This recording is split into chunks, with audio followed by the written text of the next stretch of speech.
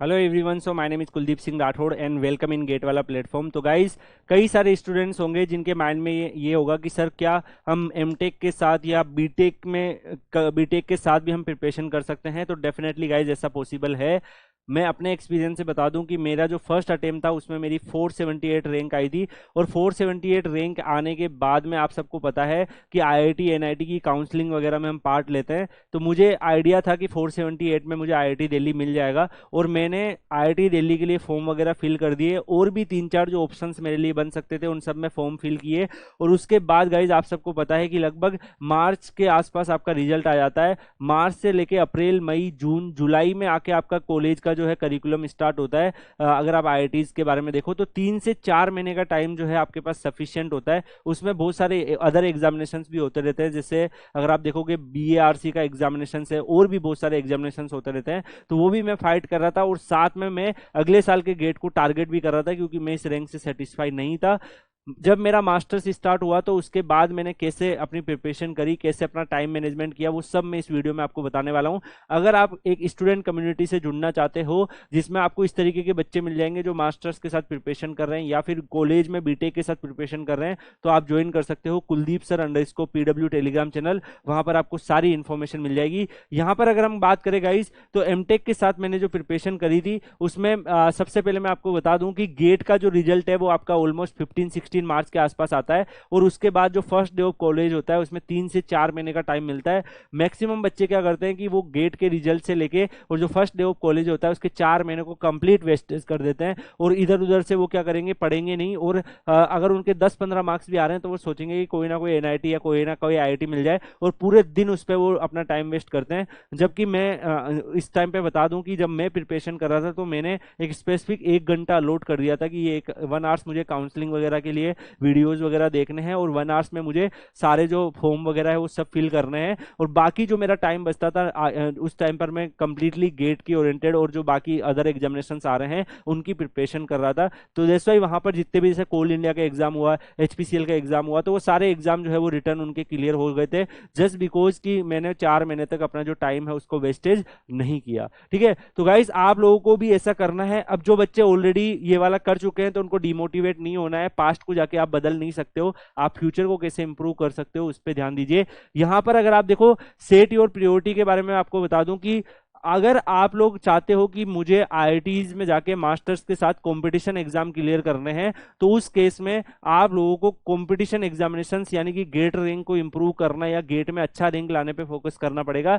अगर आप चाहते हो कि मुझे प्लेसमेंट अच्छा चाहिए आईआईटीज से, तो उस केस में फिर आपको अपने जो आईआईटीज के सीजीपीए वगैरह है वो मेंटेन करने पड़ेंगे और प्लेसमेंट ओरिएंटेड स्टडी करनी पड़ेगी, जिसमें आपको बहुत सारे स्किल्स सीखने पड़ेंगे, सॉफ्टवेयर सीखने पड़ेंगे, बहुत सारे प्रोजेक्ट थीसिस पे अच्छे से काम करना पड़ेगा, अटेंडेंस अच्छे से मेंटेन रखनी पड़ेगी। तो उस केस में आप प्लेसमेंट पे काम कर सकते हो। बट मैं बता रहा हूं, आप दो नाव पर एक साथ सवार होने की कोशिश मत करिएगा। मैंने भी ये चूज कर लिया था कि मुझे आईआईटी ज्वाइन करके कंपटीशन एग्जाम की प्रिपरेशन ही करनी है। अब कई बच्चों के दिमाग में ये आएगा कि सर आपने ऐसा क्यों किया, आप आईआईटी ज्वाइन करके रिसर्च फील्ड में क्यों नहीं गए। तो देखो यार, एमटेक के बाद टीचिंग फील्ड में भी बच्चे जाते हैं, जो स्टूडेंट्स होते हैं, कई लोग टीचिंग भी ज्वाइन करते हैं डिफरेंट प्राइवेट कॉलेज में। मेरा टीचिंग में ही इंटरेस्ट था और डेफिनेटली मेरा मास्टर्स ज्वाइन करने का पर्पस भी यही था कि मैं टीचिंग में जाऊं, चाहे वो बीटेक के बच्चों की हो चाहे गेट की प्रिपरेशन की हो। तो यार सबका अपना अलग अलग एक पैशन होता है, तो मैंने अपने पैशन को फॉलो किया था और दैट्स व्हाई मैंने सोचा था कि अगले साल मैं रैंक को इंप्रूव करूंगा,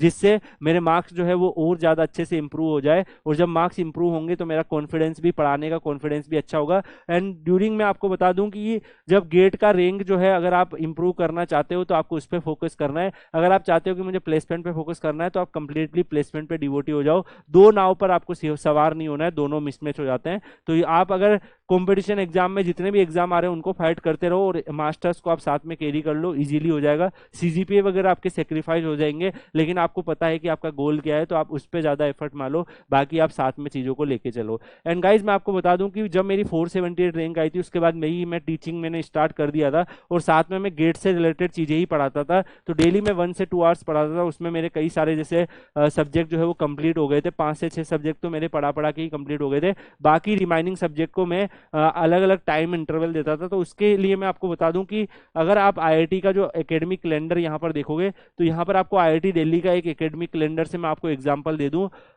यहाँ पर इनका पूरा का पूरा अगर आप शेड्यूल देखोगे तो गेट एग्जामिनेशंस का डेट भी आपको दिख रहा है, यहाँ पर फॉर्म वगैरह भरने का भी दिख रहा है, मेजर टेस्ट भी आपको दिख रहे हैं।